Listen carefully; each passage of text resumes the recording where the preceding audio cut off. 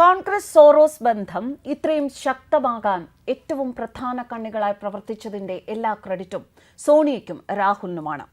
അതിനുള്ള ഏറ്റവും പ്രധാന തെളിവ് പാകിസ്ഥാനും വിഘടനവാദികൾക്കും അനുകൂലമായിരുന്ന ആർട്ടിക്കിൾ 370.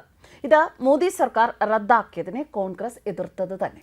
മോദി സർക്കാരിനെ ചവിട്ടിപ്പുറത്താക്കാൻ സോറോസ് നീക്കിവെച്ചിട്ടുള്ള $1 ബില്യൺ രാജ്യദ്രോഹികളായ ഈ അമ്മയെയും മകനെയും കണ്ടിട്ട് തന്നെയാണ്. ചില കാര്യങ്ങൾ ഇവിടെ ശ്രദ്ധേയമാകുന്നു. സോറോസും രാഹുലുമായുള്ള ബന്ധം ഭാരത് ജോഡോ യാത്രയിൽ വ്യക്തമായതാണ്. സോറോസിന്റെ സംഘടനാ നേതാവ് രാഹുലിന്റെ സഹയാത്രികനായി കൂട്ടുവന്നത് വലിയൊരു തെളിവാണ്. തങ്ങൾക്കെതിരായ ഗുരുതരവും രാജ്യദ്രോഹപരവുമായ ആരോപണങ്ങളോട് പാർലമെന്റിനകത്തോ പുറത്തോ പ്രതികരിക്കാൻ സോണിയയോ രാഹുലോ തയ്യാറായില്ല എന്നതും ശ്രദ്ധേയമാണ്. പ്രതികരിച്ചാൽ കൂടുതൽ കുടുങ്ങും എന്നതുകൊണ്ടാവാം. ഇതിനു പകരം കോൺഗ്രസ് അധ്യക്ഷൻ ഖാർഗെ പാർലമെന്റ് മന്ദിരത്തിന് മുന്നിൽ വേഷം കെട്ടിച്ച് കോമാളിയാക്കുകയാണ് രാഹുൽ ചെയ്തത്. രാജ്യസഭയിൽ തന്റെ പേര് പറയാതെ പറഞ്ഞതിന് ഖാർഗെ ഒരു പാഠം പഠിപ്പിച്ചതുമാവാം.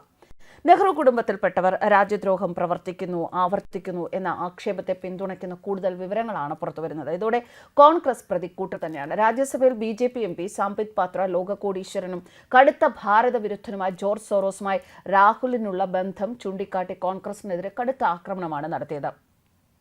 സോറോസ് ഫണ്ട് ചെയ്യുന്ന organised crime and corruption reporting project എന്ന അന്വേഷണാത്മക മാധ്യമ സ്ഥാപനം ഇത് ഭാരതത്തിന്റെ സമ്പദ് വ്യവസ്ഥയെ അസ്ഥിരപ്പെടുത്താൻ നടത്തുന്ന ഒരുപാട് വെളിപ്പെടുത്തലുകൾ അതേപടി ഏറ്റെടുത്ത് രാഹുൽ പാർലമെന്റിനകത്തും പുറത്തും ഉന്നയിച്ചു പോരുകയായിരുന്നു. ഇക്കാര്യം മുൻനിർത്തി രാജ്യത്തെ വലിയ ഒറ്റുകാരൻ എന്നാണ് സാംബിത് പാത്ര രാഹുലിനെ വിശേഷിപ്പിച്ചത്. മെഡിക്കൽ ഡോക്ടറാണ് പാത്ര. അദ്ദേഹം ഒരു സർജിക്കൽ സ്ട്രൈക്ക് തന്നെയാണ് കോൺഗ്രസിനെതിരെ രാജ്യസഭയിൽ നടത്തിയത് എന്ന് പറയാം. ലോക്സഭയിൽ അതേ പ്രശ്നങ്ങൾ ഉന്നയിച്ച BJP MP നിഷികാന്ത് ദുബെ ഉണ്ടായിരുന്നു. അദ്ദേഹവും രാഹുലിനെ പൊളിച്ചെടുക്കുകയായിരുന്നു. OCC RPയുമായും സോറോസുമായുള്ള രാഹുലിന്റെ ബന്ധത്തെക്കുറിച്ച് താൻ ചോദിക്കുന്ന 10 ചോദ്യങ്ങൾക്ക് രാഹുൽ മറുപടി നൽകണം എന്നതായിരുന്നു ദുബെയുടെ ആവശ്യം. ഇതോടെ കോൺഗ്രസിന്റെ നില ആകെ പരിതാപാവസ്ഥയിലായി.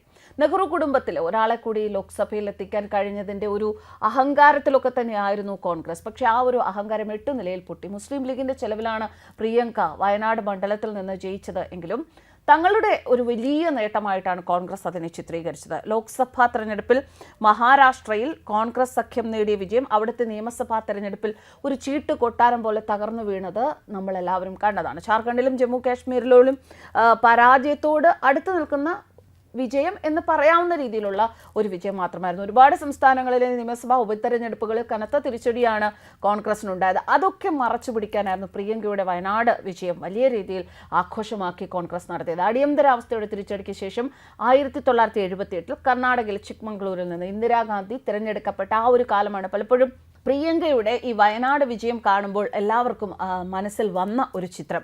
അങ്ങനെ വരുത്തി തീർക്കാനാണ് പലപ്പോഴും കോൺഗ്രസ് ശ്രമിച്ചത്. അതിൻ്റെ ഭാഗമായിട്ടാണ് ഇന്ദിരയെ പോലെയാണ് പ്രിയങ്കയെ കാണാൻ, ഇന്ദിരയുടെ മൂക്കാണ്, ഇന്ദിരയുടെ മുഖമാണ് എന്നൊക്കെ പറഞ്ഞ് പ്രിയങ്കയെ മലയാളി മങ്കയുടെ വേഷം ഉൾപ്പെടെ കെട്ടിച്ച് ലോക്സഭയിൽ സത്യപ്രതിജ്ഞയ്ക്ക് എത്തിച്ചത്. പ്രതിപക്ഷത്തെ നേതാക്കളുമായി ചേർന്ന് രാജ്യത്തെ സമ്പദ് വ്യവസ്ഥയെ അസ്ഥിരപ്പെടുത്താനും പ്രധാനമന്ത്രി നരേന്ദ്രമോദി അപകീർത്തിപ്പെടുത്താനുമാണ് ഡീപ് സ്റ്റേറ്റിന്റെ പ്രധാന കണ്ണിയായ ജോർജ് സോറോസ് ശ്രമിക്കുന്നത് എന്ന ആരോപണം ശക്തമാണ്. ഇതിന് ദുബൈയുടെ ആ ഒരു വിമർശനത്തിന് മറുപടി പറയാൻ കോൺഗ്രസ് ഇതര പ്രതിപക്ഷ പാർട്ടികൾ തയ്യാറുമല്ല. അടുത്ത ഊഴം BJPയുടെ രാജ്യസഭാ MPയും പാർട്ടി വക്താവുമായ സുധാംശു ചതുർവേദിയുടേതായിരുന്നു. രാജ്യവിരുദ്ധ ശക്തികളുമായി സോണിയയ്ക്കുള്ള ബന്ധമാണ് ചതുർവേദി വെളിപ്പെടുത്തിയത്. ജോർജ് സോറോസ് ഫണ്ട് ചെയ്യുന്ന forum of democratic leaders Asia Pacific എന്ന സംഘടനയുമായി സോണിയയ്ക്ക് ബന്ധമുണ്ട്. സോണിയ ഉപാധ്യക്ഷ പദവി വഹിക്കുന്ന ഈ സംഘടനയുടെ പ്രധാന ആവശ്യം എന്ന് പറയുന്നത് ജമ്മു കാശ്മീർ പ്രത്യേക രാഷ്ട്രമാണ് എന്നത് തന്നെയാണ്. എന്തുകൊണ്ട് ഇങ്ങനെയൊരു സംഘടനയുടെ പദവി വഹിച്ചു എന്ന് വ്യക്തമാക്കാൻ സോണിയോട് പലകുറി ത്രിവേദി ആവശ്യപ്പെട്ടുവെങ്കിലും ഒരു കോൺഗ്രസ് നേതാവും അതിന് പ്രതികരിച്ചില്ല. രാജീവ് ഗാന്ധി ഫൗണ്ടേഷന്റെ അധ്യക്ഷ ആ നിലയ്ക്കാണ് സോണിയ സോറോസിന്റെ സംഘടനയുടെ ഭാരവാഹിത്വം ഏറ്റെടുത്തത് എന്നാണ് നൽകുന്ന വിശദീകരണം. രാജീവ് ഗാന്ധി ഫൗണ്ടേഷനും സോറോസിൽ നിന്ന് പണം വാങ്ങിയതായി ആരോപണമുണ്ട്. കശ്മീരിന്റെ കാര്യത്തിൽ പാകിസ്ഥാനും വിഘടനവാദികൾക്കും അനുകൂലമായിരുന്ന ആർട്ടിക്കിൾ 370 മോദി സർക്കാർ റദ്ദാക്കിയതിനെ കോൺഗ്രസ് എന്തുകൊണ്ട് എതിർക്കുന്നു എന്നതിന്റെ ഉത്തരം സോണിയ സോറോസ് ബന്ധത്തിൽ നിന്ന് ലഭിക്കുന്നുണ്ട്.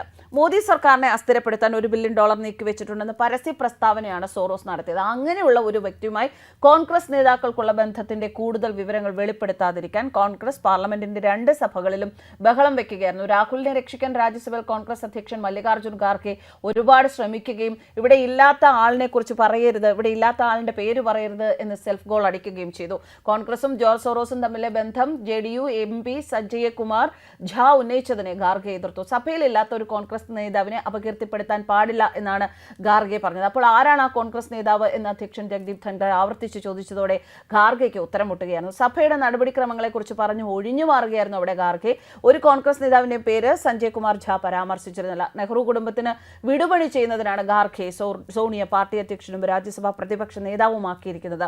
ഇത് പകൽ വെളിച്ചം പോലെ സത്യമാണ്. സോറോസ് തന്റെ പഴയ സുഹൃത്താണ് എന്ന് കോൺഗ്രസ് എം പി ശശി തരൂർ നടത്തിയ പ്രതികരണത്തിനും വളരെയധികം മൂർച്ചയുണ്ട്. ഇങ്ങനെയൊക്കെ പറയുമ്പോൾ കോൺഗ്രസിന് ഗാന്ധി കുടുംബം ബാധ്യതയാവുന്നു എന്നാണ് പൊതുവെ പറയാറുള്ളത്. എന്നാൽ അഴിമതിയും രാജ്യദ്രോഹവും ഗാന്ധിമാർക്ക് ചേർന്നതാണോ? കോൺഗ്രസിലെ നെഹ്റു കുടുംബമാണ് പ്രശ്നക്കാർ.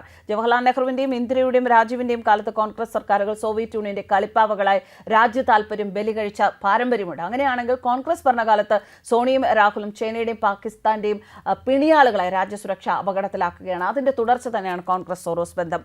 കോൺഗ്രസും OCCRP എന്ന ജേർണലിസ്റ്റുകളുടെ സംഘടനയും തമ്മിൽ ബന്ധമുണ്ട് എന്നുള്ളതാണ് മറ്റൊരു ശക്തമായ ആരോപണം. ഇന്ത്യയിലെ മോദി സർക്കാരിനെ അട്ടിമറിക്കാനും ആഗോള ബിസിനസ് ശക്തിയായി വളരുന്ന അദാനിയെ തകർക്കുക വഴി ഇന്ത്യയെ സാമ്പത്തികമായി തകർക്കാനും പര്യാപ്തമായ കള്ള റിപ്പോർട്ടുകൾ ചമയ്ക്കുന്ന സംഘടനയാണ് OCCRP. ഇവർക്ക് ജോർജ് സോറോസ് ഫണ്ട് നൽകി വരുന്നുണ്ട്. OCCRPയുടെ റിപ്പോർട്ടുകൾ ഉയർത്തി ഇന്ത്യയിൽ കലാപമുണ്ടാക്കാൻ ശ്രമിക്കുന്ന നേതാവാണ് രാഹുൽ ഗാന്ധി. മറ്റൊന്ന് ഫ്രാൻസിലെ മീഡിയ പാർട്ട് എന്ന മാധ്യമ കമ്പനി പ്രസിദ്ധപ്പെടുത്തിയ റിപ്പോർട്ടാണ്. ആ റിപ്പോർട്ടിൽ OCCRPക്ക് ഫണ്ട് നൽകുന്നതിൽ US സർക്കാരും ഉണ്ട് എന്നാണ് ആരോപണം. അതായത് ഇന്ത്യയെ തകർക്കാനുള്ള പദ്ധതിയിൽ US സർക്കാരിലെ ചില നിഗൂഢ ശക്തികൾക്കും പങ്കുണ്ട് എന്ന് തന്നെയാണ് ഈ ആരോപണവും വിരൽ ചൂണ്ടുന്നത്. News desk കർമാനസ്.